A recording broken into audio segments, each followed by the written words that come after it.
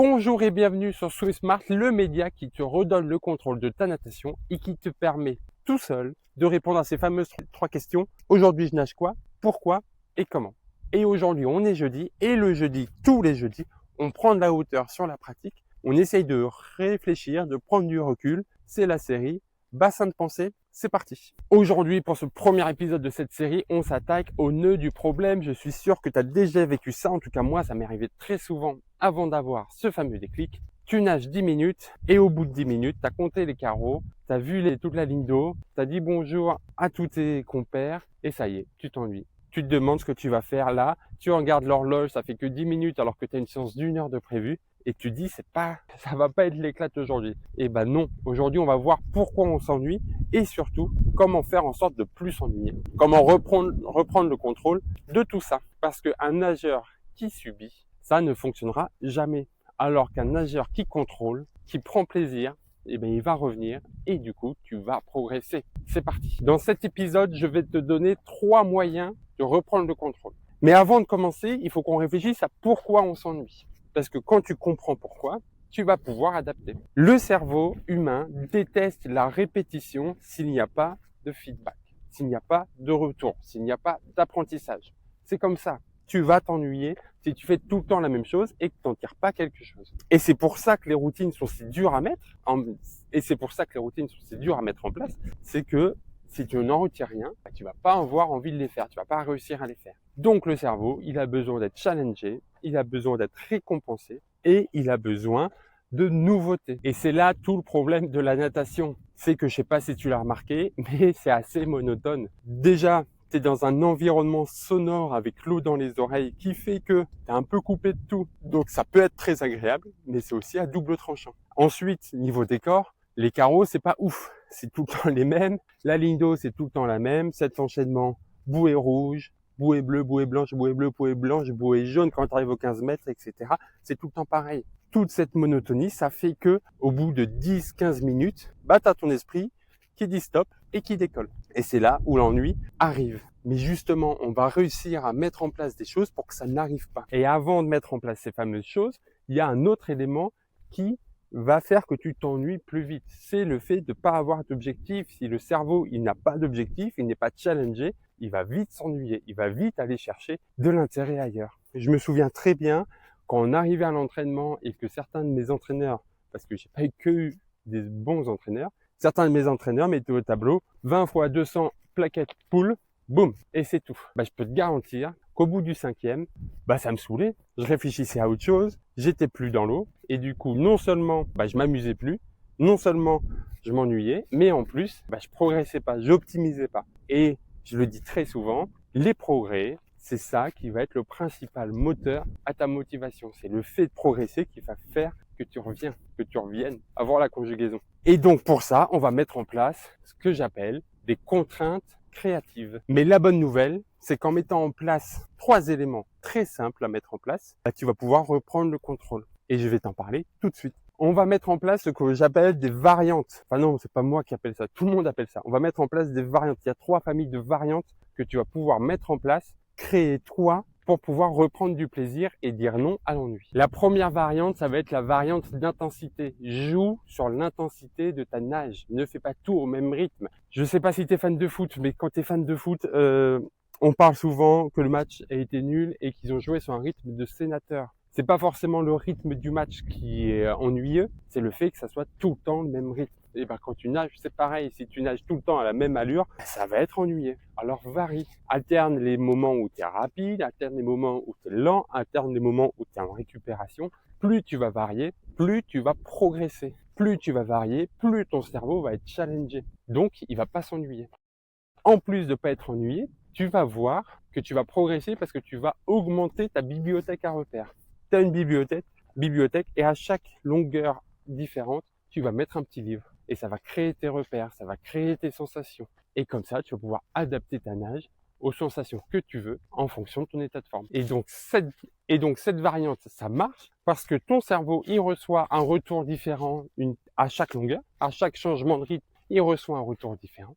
Tu remplis ta bibliothèque à sensations et l'ennui, il s'échappe parce qu'il y a de la variété, parce qu'il y a du challenge, parce que tu apprends quelque chose. La deuxième variante que tu peux mettre en place, c'est isoler un élément technique. La variante technique va te permettre de pouvoir te focaliser sur un élément technique. Tu peux très bien te dire, j'ai une séance de 40 minutes, plutôt que de dire je nage 40 minutes sans m'arrêter. Je fais un focus qui va changer toutes les 10 minutes. Je commence par mon alignement parce que c'est la base. Ensuite, je fais 10 minutes où je suis focus sur mes trajets aquatiques. Comment ils sont? Est-ce qu'ils sont efficaces? Comment je peux les modifier? Comment je peux les travailler? Ensuite, un focus. On a fait l'alignement, on a fait les appuis aquatiques, on peut faire sur ta respiration. Tu fais 10 minutes où tu es concentré sur ta respiration. Comment ça se passe si je souffle plus fort, je souffle plus doucement, etc., etc.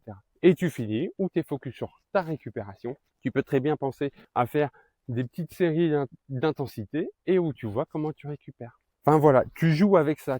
Et là, le cerveau, il est challengé parce que c'est nouveau, parce que tu vas t'appuyer sur un élément distinct à chaque fois, parce que tu vas avoir des retours différents. Tu continues de construire ta bibliothèque de repères de façon variée, de façon ludique et surtout de façon contrôlée. Et là, tu as tout ce qu'aime bien le cerveau. Il est challengé, c'est varié et tu apprends des choses. Donc, tu as tous les critères pour aimer la. Et enfin, la dernière variante que tu peux mettre en place, c'est de varier les nages. Varie les nages au maximum. Arrête de te dire, je nage du crawl parce qu'en compétition, je vais nager du crawl et c'est tout ce que je veux. Arrête de te dire, je nage du crawl parce que mon objectif, c'est de faire 1500 mètres en crawl. Non, c'est pas comme ça que ça va marcher. Varie, varie, varie. Et si tu me crois pas, moi, écoute l'échange que j'ai eu avec Jérémy Stravius, champion du monde, oui, mais champion olympique aussi, excusez-moi du peu, qui va te dire la même chose. C'est en variant que non seulement tu vas prendre du plaisir, que tu vas garder ce plaisir, mais surtout que tu vas augmenter tes sensations, que tu vas affiner tes sensations, tes appuis, etc., etc. Donc varie les nages, alterne du dos, de la brasse, du papillon, du crawl. Et si tu ne sais pas nager papillon, écoute l'épisode où j'explique comment nager le papillon. Tu as tous les outils pour reprendre le contrôle de ta nage et ça passe par reprendre le contrôle du plaisir. Donc là, tu as les trois variantes. Et c'est déjà très bien. Mais on va voir ensemble comment aller encore plus loin. On va mettre en place des contraintes créatives. Alors oui, je sais que contrainte, ça fait peur, mais le but, c'est pas de te contraindre, c'est de te donner un espace pour faire preuve de créativité, pour faire preuve d'adaptabilité. Et on revient au début. Pourquoi le cerveau s'ennuie? Parce qu'il n'est pas challengé. Et mets en place les contraintes créatives pour le challenger justement. Il y a 3 types de contraintes créatives. Tu les connais déjà, j'en suis persuadé en partie, mais on va essayer de les comprendre et de pouvoir que tu puisses tout seul créer tes contraintes créatives à toi. La première contrainte créative, ça va être la contrainte sensorielle. Fais appel à tes sens. Typiquement, nage en fermant les yeux ou nage en faisant le moins de bruit possible. C'est des contraintes créatives. Tu donnes un cadre à ton cerveau et tu lui dis, voilà, adapte ta nage. Je te challenge. Le but, c'est ça. Comment tu fais pour faire ça? Et tu vas chercher à adapter ta nage pour respecter la contrainte. Le but, c'est pas de nager comme ça tout le temps, mais c'est de varier pour prendre du plaisir. C'est de challenger pour remplir ta bibliothèque à sensations, ta bibliothèque à repères, etc., etc. En plus de la contrainte sensorielle, il y a la contrainte technique. Ça, tu la connais assurément. C'est t'isoles un élément technique et tu dois optimiser ta nage pour respecter ça. Et en fait, cette isolation, ça va créer un déséquilibre, ça va renforcer un déséquilibre, ça va mettre la lumière, ton regard sur un déséquilibre déjà existant, mais tu le renforces. Typiquement, quand tu nages crawl à un bras, par exemple, quand tu nages crawl à un bras, c'est une contrainte technique. Tu mets une contrainte, tiens, à partir de maintenant, tu nages qu'un seul bras. Et ça met en lumière, alors en fonction de ce que tu veux travailler, ça va mettre en lumière ton timing de respiration. Imaginons que tu as la main fixe au niveau de la cuisse. Ça va renforcer le besoin d'un bon timing. Parce que si tu as la main qui reste fixe au niveau de la cuisse et ton timing de respiration n'est pas bon, tu vas tout de suite le sentir, tu vas tout de suite boire la tasse et tu vas tout de suite galérer. Ça, c'est une contrainte technique.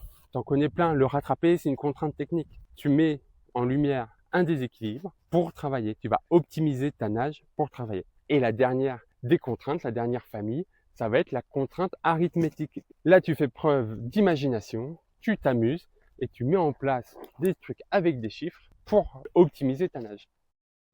T'en connais un, respiration en 3, 5, 7, 9 temps, c'est les contraintes arithmétiques. On a mis en place des chiffres pour pouvoir te forcer à adapter, à optimiser ton expiration. Et là, tu fais ce que tu veux. Tu peux te dire, tiens, je vais faire un coup de bras en moins ou un coup de bras en plus. On parle toujours de en moins, mais si tu mets une série où tu dis, tiens, ma contrainte arithmétique de cette série, c'est de faire le maximum de coups de bras. À toi d'optimiser, parce que si tu n'optimises pas ta nage, soit tu vas pas réussir ta contrainte, soit tu vas réussir à le faire, mais une seule fois. Et encore une fois, le but, c'est pas après de nager comme ça. C'est que tu as créé ton repère, tu as mis ton livre dans ta fameuse bibliothèque de, ah bah oui, c'est vrai que si je suis trop en fréquence, voilà ce qui se passe. Est-ce que j'ai intérêt ou non à être trop en fréquence? Il y a des fois où oui, tu vas devoir augmenter ta fréquence. Quand tu vas vouloir faire du sprint, tu vas devoir augmenter ta fréquence. Si jamais imaginons que tu n'as jamais nagé avec une haute fréquence, bah, c'est pas le jour J où tu vas réussir à le faire.